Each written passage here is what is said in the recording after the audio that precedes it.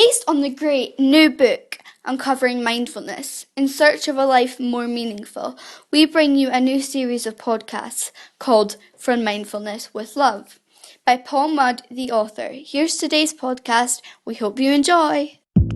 Are you in search of a life more meaningful? Welcome to the podcast that takes you from mindful to mindful. Leadership, resilience, compassion, success. Join the journey. From Mindfulness with Love, here's your host, Paul Mudd.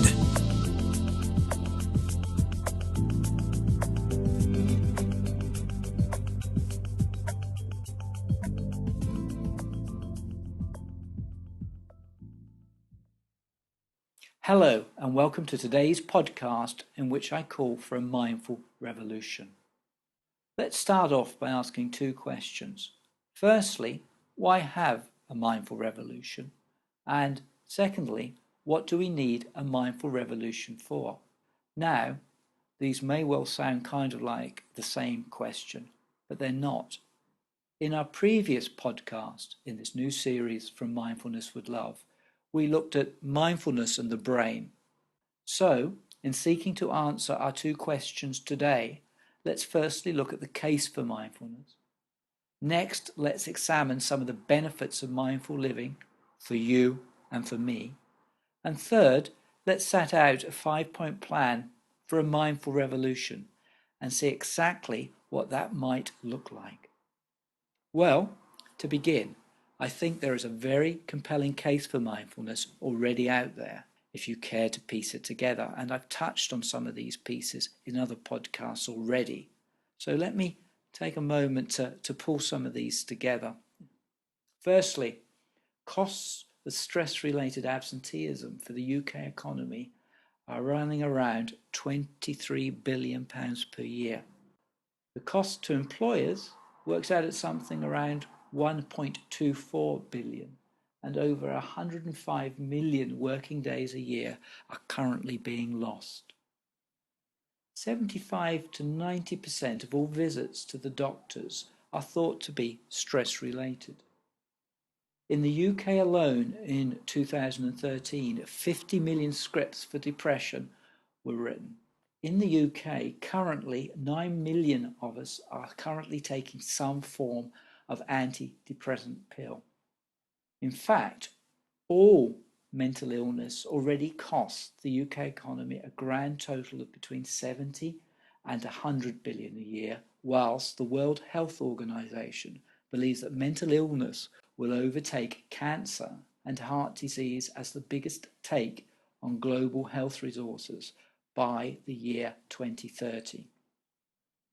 Sadly, 500,000 children in the UK are currently diagnosed with stress and depression, and the modal onset for depression is now estimated to be between 13 and 14 years of age.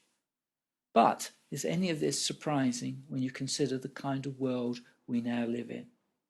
A world where many of us are spending on average over 9 hours a day on screens and checking mobile devices, which is more than most of us sleep each night. On average, we check our phones 150 plus times a day. 15% of us admit to feeling unusually tired every day, whilst the Royal College of Psychologists thinks the actual figure is closer to 20%. Meanwhile, and this is a very interesting statistic, 1 in 4 of us apparently admit to checking our mobile device whilst having sex. And by 2020, and that's just 5 years' time, there will be over 50 billion connected devices worldwide. Okay, putting aside the picture that we're not trying to have of those 1 in 4 checking their mobile devices whilst otherwise engaged. Well, it's been described as like having your brightness switch turned up, whilst some of the particular benefits include greater concentration, increased creativity, and an increased focus. Greater mental and physical resilience have been cited, as well as a greater ability to relax and improve sleeping patterns. Also, a big reduction in stress levels are noted, with better decision making and better relationships.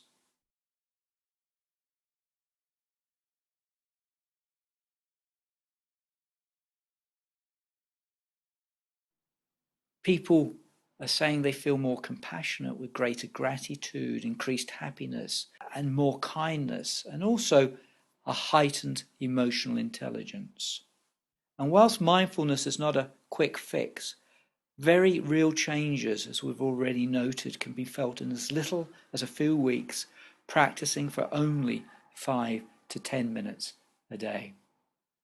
So finally, what are the 5 steps to bring about a mindful revolution, which I talk about in my book?